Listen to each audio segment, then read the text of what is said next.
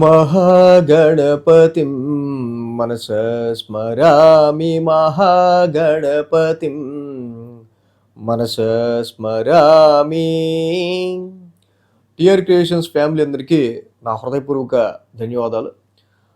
So పరాభవనామ సంవత్సరం తెలుగు నూతన సంవత్సరాది ఈ మార్చి 19వ తారీఖు నుంచి మొదలవుతుంది. ఈ పరాభవనామ సంవత్సరంలో మరి ద్వాదశ రాశుల వారికి ఆదాయ వ్యయాలు, రాజపూజ్య అవమానాలు, గ్రహమూర్తిత్వాలు ఏ విధంగా ఉండబోతున్నాయి. సో ఇక్కడ ఈ పరాభవనామ సంవత్సరం చూస్తే కనుక పరాభవం ఆ పేరులోనే ఉంది, అవమానం అని యాక్చువల్గా. బట్ ఈ పరాభవాన్ని మనం ఆత్మ పరిశీలన సంవత్సరంగా కూడా అభివర్ణించవచ్చు. 2019వ సంవత్సరం ఏదైతే వికారినామ సంవత్సరం, వికారం స్టార్ట్ అవడం, 2020 తర్వాత శార్వరి 2020 చీకట్లు మిగిల్చింది అందరికీ తెలుసు. 21 ప్లవనామ సంవత్సరం, కోతి, ప్లవం అంటేనే కోతి, అటు ఇటు పరిగెత్తు ఉంటే ఒక స్థిరత్వం లేని పరిస్థితి ఎలా ఉంటుందో 2021 అది. అలాగే 2022 శుభకృతు, 23 శోభకృతు, కొంచెం నెమ్మదిగా మళ్ళీ స్థిరపడటం ఈ శుభకృతు శోభకృతు నామ సంవత్సరాల్లో. ఆ తర్వాత మళ్ళీ క్రోధినామ సంవత్సరంలో ప్రభుత్వాల మధ్య వచ్చిన గొడవలు అవన్నీ మనం కూడా కొంచెం చూసాం. ఇక 2025 విశ్వావసు నామ సంవత్సరం. అలాగే ఇప్పుడు 2025 విశ్వావసు నామ సంవత్సరాన్ని మనం పూర్తి చేసుకుని తెలుగు సంవత్సరాన్ని ఈ యొక్క పరాభవ నామ సంవత్సరం 2026 ఏవైతే ఈ సంవత్సరాదిలు పేర్లు ఏవైతే ఉన్నాయో, మరి నారదుడికి యొక్క విష్ణుభక్తి, నా అంత విష్ణుభక్తి ఎవరికీ లేదు అనే నారదుడి యొక్క ఆ యొక్క అహం ఏదైతే ఉందో దాన్ని పరీక్షించడానికి విష్ణుమూర్తే నారదుడిని ఒక స్త్రీ రూపంలో తయారు చేయటం, తర్వాత నారదుడు తర్వాత ఒక ఋషి ద్వారా ఇలాగ ఒక 60 మంది సంతానాన్ని ఆయన కనడం, ఆ తర్వాత అంటే స్త్రీ రూపంలో, తర్వాత అక్కడ నివసించే దగ్గర ప్రదేశంలో ఆ నదిలో అక్కడ వరదలు రావడంతో ఆ యొక్క 60 మంది సంతానం కూడా గతించటం. సో పుట్టెడు శోకంతో ఉన్న నారదుడికి అప్పుడు విష్ణువు ప్రత్యక్షమే. సో నీ విష్ణు భక్తి మామూలప్పుడే కాదు, ఇలాంటి మనకి ఎన్నో భావోద్వేగ సమయాలు ఉన్నప్పుడు కూడా ఆ భక్తి అనేది నిలవాలి. సో ఈ శోక సంద్రంలో సో నీకు గుర్తు రాలేదు చూసావా, ఎక్కువ ఆనందంలో ఉన్నప్పుడు కాదు దుఃఖంలో ఉన్నప్పుడు గుర్తుకు రావటమే నిజమైన భక్తి అని చెప్పి విష్ణుమూర్తి చెప్పగా, ఆ తర్వాత సరే మరి ఈ 60 మంది నా సంతానానికి సంబంధించి మరి ఏదో ఒక ఈ జన్మ తీసుకున్నందుకు ఈ స్త్రీ రూపంలో ఆయనకు విష్ణు మాయ ద్వారా ఏర్పడిన ఈ యొక్క రూపానికి ఏదో సార్థకత కలగాలి అంటే ఆ 60 మందే తెలుగు సంవత్సరాదులుగా కాలక్రమేణా కాలంతో పాటుగా నడుస్తారు అని విష్ణువు ఆ యొక్క నారదుడికి వరం ఇవ్వటం. అలాగే మనకి ప్రభవ, విభవ, ప్రమోద్యోత ఇలాగా 60 తెలుగు సంవత్సరాల పేర్లు మనకి రావటం. దానిలో 40వదే ఈ పరాభవనామ సంవత్సరం. ఆ సంవత్సరానికి తగ్గట్టుగా, ఆ పేరుకి తగ్గట్టుగా ఆ సంవత్సరం ఉంటుంది అని విష్ణుమూర్తి తెలుపుగా, దానికి తగ్గట్టుగా వికారి, శార్వరి, ప్లవము, శుభకృతు, శోభకృతు, క్రోధి అన్నీ మనం చూస్తూనే ఉన్నాం, దానికి తగ్గట్టుగా జరుగుతున్నాయి. పరాభవనామ సంవత్సరం ఈ సంవత్సరంలోకి అడుగు పెడుతూ ఉన్నాం, ఆల్రెడీ జరుగుతూనే ఉన్నాయి. ప్రపంచవ్యాప్తంగా పరాభవాలు, అహంతో వచ్చే అనేకమైన సమస్యల వల్ల ప్రపంచ దేశాల మధ్య వస్తున్న ఈ యొక్క అనిశ్చితిని కూడా మనం గమనిస్తున్నాం. సో ఎంత పెద్ద దేశాలైనా పరాభవానికి గురికాక తప్పని పరిస్థితులు క్రియేట్ అవుతూ ఉన్నాయి, అవి కూడా మనం చూస్తూ ఉన్నాం. సో ఏ సంవత్సరానికి తగ్గట్టు ఆ సంవత్సరం పేర్లు ఉంటాయన్నమాట. అది విష్ణుమూర్తి యొక్క వరం నారదుడికి. సో ఇక ఈ పరాభవనామ సంవత్సరం మరి అన్ని రాశుల వారికి ఆదాయ వ్యయాలు, రాజపూజ్య అవమానాలు, గ్రహమూర్తిత్వాలు, వాళ్ళ యొక్క స్థితిగతి ఏ విధంగా ఉండబోతుంది అనేది మనం తెలుసుకుందాం. మకర రాశికి సంబంధించి పరాభవనామ సంవత్సర ఫలితాలు ఏ విధంగా ఉన్నాయనేది చూద్దాం. సో మకర రాశి అంటేనే మనకి ఉత్తరాషాఢ 2, 3, 4 పాదాలు, శ్రవణ నక్షత్రం 1, 2, 3, 4 పాదాలు, ధనిష్ట నక్షత్రం 1, 2 పాదాలు. సో మొత్తంగా ఈ 9 పాదాలు వెరిసి మనం మకర రాశి కింద చెప్పుకుంటూ ఉంటాం.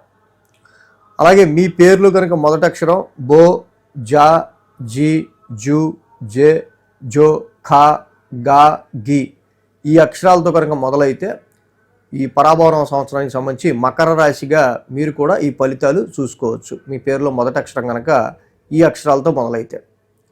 ఈ రాశి వారికి ఆదాయం 2, వ్యయం వచ్చి ఇక్కడ 8గా ఉంది. సో ఆదాయం కంటే వ్యయం మనకి ఎక్కువగా కనిపిస్తూ ఉంది. కాబట్టి ఫైనాన్షియల్ మేనేజ్మెంట్ అనేది ఈ సంవత్సరం జాగ్రత్త చూసుకోవడం అనేది మంచిది. సో ఆదాయం ఎందుకు తగ్గుతుంది ఏంటి, వ్యయం ఎందుకు పెరుగుతుంది ఇవి కూడా మనం డిస్కస్ చేద్దాం. రాజపూజ్యం 1, అవమానాలు 2. సో మరీ గుర్తింపు లేకపోలేదు కానీ సో మొత్తంగా సరే అటు గుర్తింపు లేదు, ఇటు తిట్టుకునే వాళ్ళు లేరు. సో మొత్తం యావరేజ్గా అయితే మన కీర్తి ప్రతిష్టలకు సంబంధించి సంఘంలో మన పలుకుబడికి సంబంధించి అయితే యావరేజ్గా మామూలుగా ఉంటుంది అంతే. సో అలాగే ఈ రాశి వాళ్ళకి నేను ఆల్రెడీ 2025 నుంచి 2033 వరకు కూడా గురుడు అతిచారంలో ఉండబోతున్నాడు. ఇది అబ్నార్మల్, అసహజంగా ఎప్పుడు జరిగేది కాదు. కొన్ని సంవత్సరాల తర్వాత, మనం అది ఎన్ని సంవత్సరాల తర్వాత అనేది కూడా మనం దాన్ని ఫైండ్ అవుట్ చేయాలంటే కష్టం. సో కొన్ని సంవత్సరాల తర్వాత ఒక రాశిలో 1 సంవత్సరం పాటు ఒక రాశిలో ఉండాల్సిన గురుడు ఒకటే సంవత్సరంలో 3 రాశులు మారిపోతున్నాడు. మిథునం, కర్కాటకం, సింహం. సో గురుడు ఇంత అతిచారంలో ఉండటం అనేది మనకి చాలా అసహజమైంది. సో దీని గురించి మొట్టమొదటిసారి మన టీఆర్ క్రియేషన్స్ తరపున మనం రీసెర్చ్ ఓరియంటెడ్గా ఫస్ట్ టైం మనమే ఈ గురుడి అతిచారం గురించి ఎక్స్ప్లోర్ చేయడం జరిగింది. దీని గురించి ఎందుకు చెప్తున్నాం అంటే గురుడు 3 స్థానాలు మారుతున్నాడు ఈ సంవత్సరం. యాక్చువల్గా అయితే ఈ సంవత్సరం మనం 1 స్థానం గురించే చెప్పుకోవాలి, కానీ 3 స్థానాల గురించి చెప్పుకోవాలి. ఎక్స్పాన్షన్ ప్లానెట్ గురుడు ఇక్కడ మకర రాశికి 6, 7, 8 ఇలా 3 స్థానాలు ఎక్స్పాండ్ చేసుకుంటూ వెళ్ళిపోతున్నాడు. 2026 జూన్ వరకు కూడా 6వ స్థానంలో ఈయన జూన్ వరకు కూడా మనకి సువర్ణమూర్తి 6వ స్థానంలో సువర్ణమూర్తిగా ఉంటున్నాడు. మళ్ళీ జూన్ 2 తర్వాత ఉచ్చ స్థితిలో మీ యొక్క 7వ స్థానంలో లోహమూర్తిగా ఉంటున్నాడు. మళ్ళీ అక్టోబర్ 31కి గురుడు సింహరాశికి మారిపోతున్నాడు.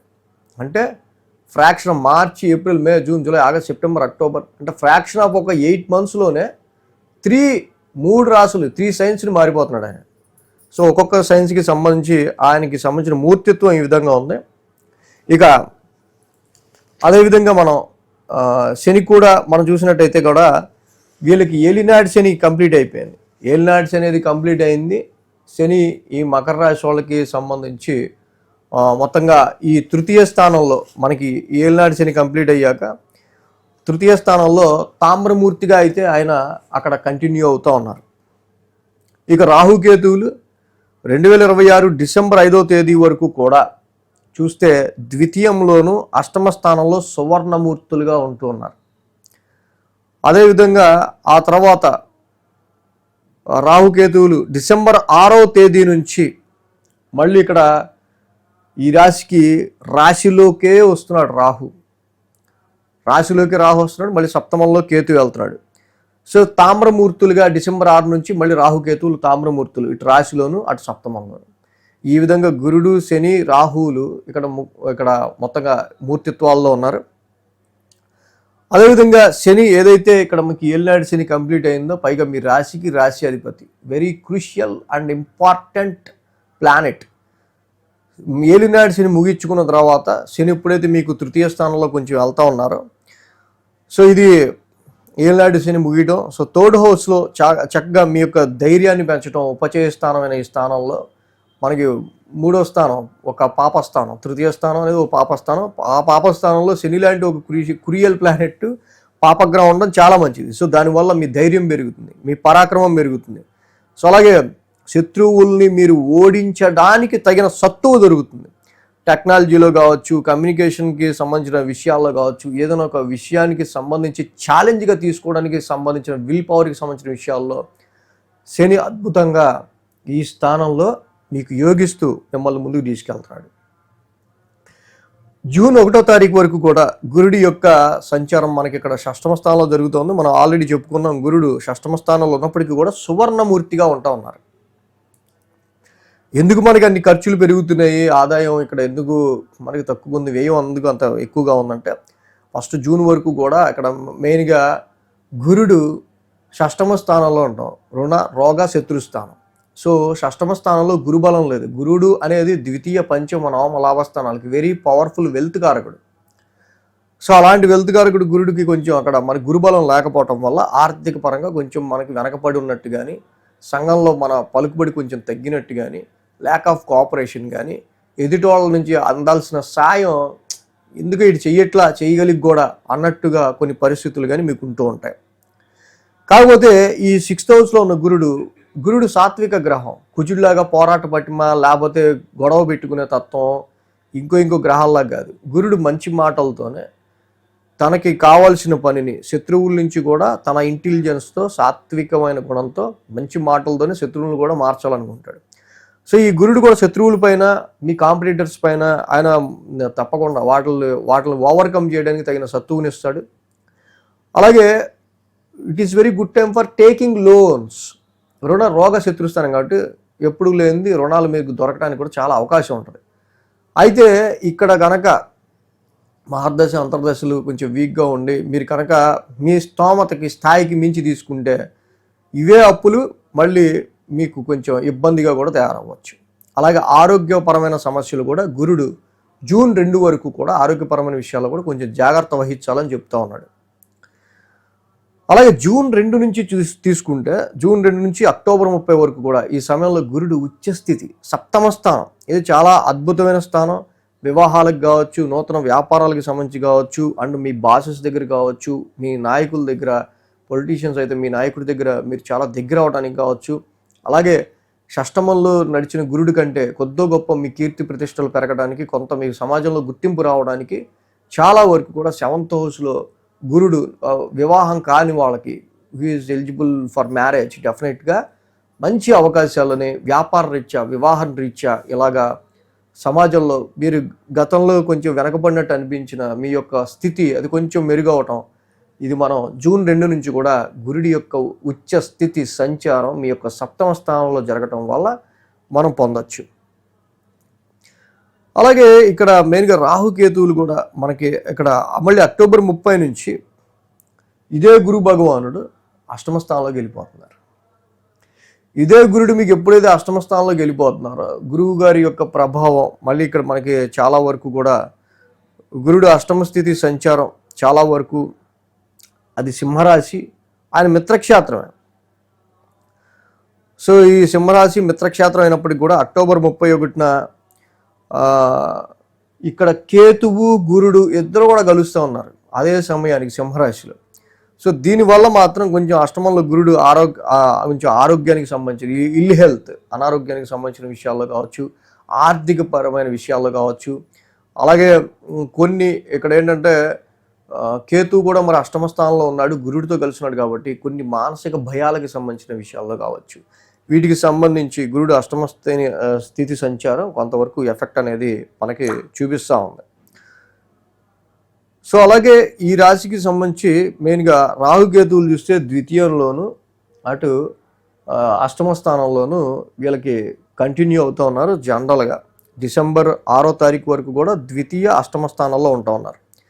సో అటు దీనివల్ల ఇటు ధనపరమైన విషయాల్లో కావచ్చు, కుటుంబపరమైన విషయాల్లో కావచ్చు కొంచెం గందరగోళం ఉండటం కానీ, మీ మాటల్ని సరిగ్గా అర్థం చేసుకునే విషయాల్లో రాహు అక్కడ ఉన్నాడు కాబట్టి సరిగ్గా అర్థం చేసుకోలేకపోవడం కానీ, లేదా ఇక్కడ ఫైనాన్షియల్ ఇన్ఫ్లో మీకు డబ్బులు చేతులు నిలుస్తున్నాయా లేదా అనేది చాలా మెయిన్ టాస్క్గా అవుతుంది.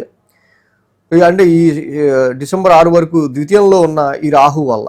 కాబట్టి ఇక్కడ ఫైనాన్షియల్ మేనేజ్మెంట్స్కి సంబంధించి, ఫైనాన్షియల్కి సంబంధించిన విషయాల్లో, రిస్క్ టేకింగ్కి సంబంధించిన విషయాల్లో కొంచెం జాగ్రత్త వహించడం అనేది చాలా మంచిది. ఎందో ఇంట్లో ఆల్రెడీ ఇక్కడ కేతువు డిసెంబర్ 6 వరకు ఉంటుంటారు. ఆయన ఆల్రెడీ ఇక్కడ కొంతవరకు మానసిక ఆందోళనలో, జాయింట్ అకౌంట్స్కి సంబంధించో, మ్యారిడల్ లైఫ్లో లైఫ్ పార్ట్నర్స్ మధ్య అన్యోన్యతకి సంబంధించిన విషయాల్లో, కొన్ని హెల్త్ ప్రాబ్లమ్స్ వల్ల సరిగ్గా దాంపత్య జీవితంలో కొంచెం ఇబ్బందులు తీసుకురావటమో, సో ఇలాగ కొన్ని కొన్ని కేతువు వల్ల ఇక్కడ ఏర్పడుతూ ఉంటాయి. సో అలాగే డిసెంబర్ మళ్ళీ తర్వాత ఇక్కడ మనం చూస్తే డిసెంబర్ 6 తర్వాత మళ్ళీ రాహు మీకు ఇక్కడ మీ రాశిలోకే వస్తున్నాడు. రాహు మీ రాశిలోకి రావడం, కేతు సప్తమ స్థానంలోకి వెళ్ళడం. సో ఇక్కడ ఏంటంటే ఎప్పుడూ లేనిది కొంచెం సెల్ఫిష్నెస్ ఎక్కువ అవటం, సెల్ఫిష్గా మారాలనుకోవటం, మనకి సంబంధం లేని వ్యక్తులతో కానీ, మనకి సంబంధం లేకపోతే మనకు ఉపయోగపడని వ్యక్తులకు కానీ మనకి దూరంగా ఉందాం అనే ఒక నేచర్ అనేది క్రియేట్ అవటం. చాలా వరకు విదేశీ అవకాశాల గురించి వెయిట్ చేసే వాళ్ళకి ఆ రాహు యొక్క రాశి సంచారం వల్ల కొద్దో గొప్ప కొంతవరకు వీళ్ళు విదేశీ సంచారాలకి ప్లాన్ చేసుకోవడానికి కొంత అనుకూలమైన కాలంగా మనం చెప్పచ్చు. అలాగే ఈ సమయంలో భార్యాభర్తల మధ్య వచ్చే పొరపచ్చాలు కావచ్చు, సమ్ క్లోజ్ రిలేషన్స్ మధ్య వచ్చే డిటాచ్మెంట్ ఫీలింగ్స్కి సంబంధించిన విషయాలు కొంచెం జాగ్రత్త వహించడం అనేది చాలా చాలా మంచిది. ఈ యొక్క రాహువు ఎప్పుడైతే మీ రాశిలోకి వస్తున్నాడో, కేతు సప్తమంలోకి వెళ్ళిన టైంలో డిసెంబర్ 6 తర్వాత కొన్నిసార్లు మ్యారిటల్ లైఫ్లో బాండింగ్, మ్యారిటల్కి లైఫ్కి సంబంధించిన విషయాల్లో మీకు కొంత ఆల్రెడీ చిన్నపాటి ప్రాబ్లమ్స్, సమస్యలు ఇలాంటివి ఏమన్నా ఉంటే అది కొంచెం ఎక్కువ అవ్వకుండా చూసుకోవాల్సిన అవసరం కేతువు మీకు సప్తమ స్థానంలోకి వచ్చాక ఉంటుంది. కాబట్టి ఈ విధంగా మెయిన్ 3 రాశులు అంటే 6, 7, 8 స్థానాల్లో అంటే గురుడు ఇక్కడ మెయిన్గా ఈ సంవత్సరం మొదటి 3 నెలలేమో షష్టమ స్థానంలో ఉన్నాడు. అక్టోబర్, నవంబర్, డిసెంబర్ ఇక్కడ చివరి నెలలో 6 నెలలేమో అష్టమంలో ఉన్నాడు. 6th, 8th 2 దుస్థానాలే. సో కాబట్టి ఇక్కడ మెయిన్గా 5 నెలలు మాత్రమే వీళ్ళకి కొంచెం బలంగా ఉంటుంది. అందుకనే ఇక్కడ వ్యయం మీకు ఎక్కువగా ఉండటం, ఆదాయం తక్కువగా ఉండటం లాంటి పరిస్థితులు. ఏదైనా గురుబలం ఈ సంవత్సరం కొంచెం మనకి జూన్ టు అక్టోబర్ మాత్రమే బాగుంది. కాబట్టి any important works, any important decisions, any important strategies అనేవి జూన్ టు అక్టోబర్ మధ్యలో చేసుకోవటమే మంచిది. ఆ ముందు వెనక కాలం అంత అనుకూలంగా మనకి కొంచెం తక్కువ ఉంది కాబట్టి. సో ఈ విధంగా 3 రాశులు మారుతున్న గురుడు, 2 రాశులు మారుతున్న రాహువు, అలాగే ఇక ఏలినాటి శని కంప్లీట్ అయ్యి తృతీయంలో సంచరిస్తున్న శని, ఇన్ని గ్రహాల ఆధారంగా మన పరాభవం సంవత్సరం అనేది డిపెండ్ అయ్యాం. కాబట్టి మరి గురుడు ఎంత ఫ్రీక్వెంట్గా 3 నెలలకోసారి 5 నెలలకోసారి మారిపోతున్నప్పుడు సీన్స్ 6th ఎప్పుడు ఉంటున్నాడు, 7th ఎప్పుడు వెళ్ళాడు, 8th ఎప్పుడు వచ్చాడు అన్నట్టు ఉంటుంది. జనరల్గా ఒక సంవత్సరం మొత్తం గురుడు ఒక స్థానం గురించే చెప్పుకోవాలి మనం. అలాంటిది ఒక సంవత్సరంలో 3 స్థానాల గురించి చెప్పుకోవాల్సి వస్తుంది. అది ఒక్క వీడియోలో అయ్యేది కాదు అసలు. కాబట్టి డెఫినెట్గా మంత్లీ, వీక్లీ ఇవన్నీ ఫాలో అవుతుంటేనే ఎప్పుడు ఏ రాశిలోకి వెళ్తున్నాడు, ఎప్పుడు ఏ స్థానంలో మారుతున్నాడు, దాన్ని బట్టి మనం ఎలా ప్లాన్ చేసుకుంటే బాగుంటుందని అర్థం అవుతుంది ఈ సంవత్సరం. ముఖ్యంగా గురుడు అతిచారంలో ఉన్నాడు కాబట్టి మంత్లీ, వీక్లీ కూడా ఫాలో అయితే ఇంకా మంచిది. సో మొత్తంగా మకర రాశి ఫ్యామిలీ అందరూ కూడా మరొకసారి పరాభవ నవ సంవత్సర శుభాకాంక్షలు. ఈ వీడియో కనుక మీకు నచ్చినట్లయితే లైక్ చేయండి, షేర్ చేయండి. మరిన్ని అప్డేట్స్ కోసం సబ్స్క్రైబ్ చేయడం మాత్రం మర్చిపోకండి.